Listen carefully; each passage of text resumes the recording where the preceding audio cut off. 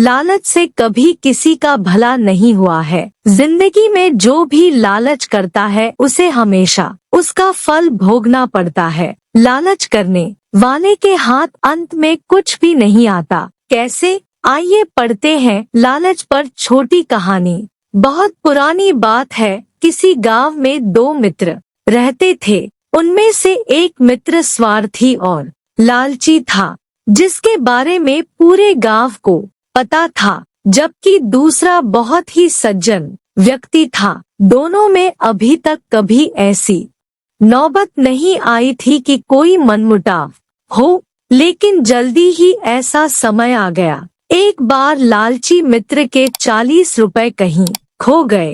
वह बहुत उदास हुआ।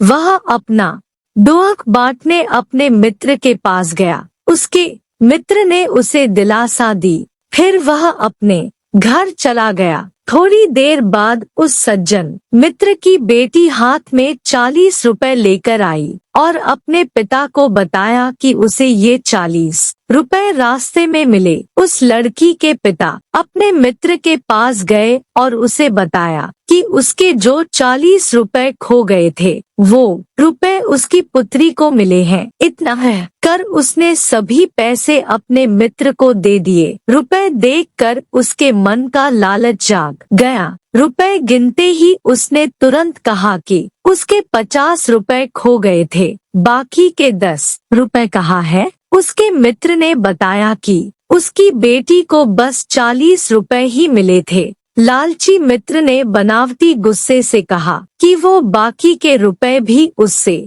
निकलवा लेगा। उसके मित्र ने कहा भी कि बस 40 ही रुपए थे, अगर 50 होते तो वह 50 ही वापस करता। लेकिन लालची मित्र नहीं माना। लालची मित्र पंचायत में चल गया और उनसे शिकायत की कि उसके मित्र और उसकी बेटी ने उसके 10 रुपए रख लिए हैं। दूसरे दिन पंचायत बुलाई गई। उस लड़की और उसके पिता से पूछा गया तो उन्होंने कई बार बताया कि उसे बस 40 रुपए मिले थे, जो उन्होंने उसे दे दिए। अगर उन्हें रुपए चोरी करने ही होते तो वो 40 रुपए भी क्यों देते? यह एक अजीब सी समस्या थी जिस पर पूरे गांव की नजर थी। पंचों को पता चल गया था कि लालची व्यक्ति झूठ बोल रहा है। उन्होंने कुछ देर आपस में विचार विमर्श किया। थोड़ी देर बाद उन्होंने फैसला दिया, चूंकि आपके 50 रुपए खो गए थे और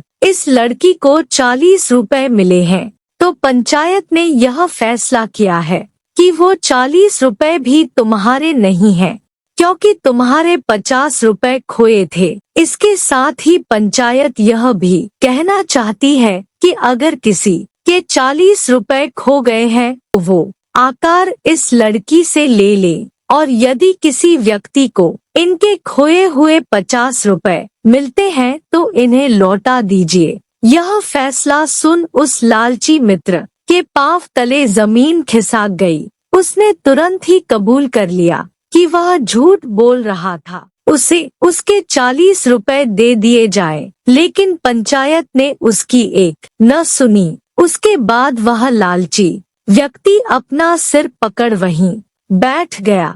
लालच के कारण ही उसे झूठ बोलना पड़ा, उसी के 40 रुपए से हाथ धोना पड़ा। इतना ही नहीं, भरी पंचायत में उसकी बेइज्जती हुई सो अलग। दोस्तों, इस कहानी से तो यही शिक्षा मिलती है कि हमें अपने जीवन में कभी भी लालच नहीं करना चाहिए, नहीं हमें अपनी जिंदगी में कभी झूठ का सहारा लेना चाहिए, क्योंकि ये दोनों चीजें इंसान को चैन से जीने नहीं देती, लोगों में हमारे प्रति दुर्भावना भी फैलाती हैं। इसलिए हमें संकल्प लेना चाहिए कि हम सदा सच बोलेंगे और लालच से कोसों दूर रहेंगे। आपको लालच पर छोटी कहानी कैसी लगी?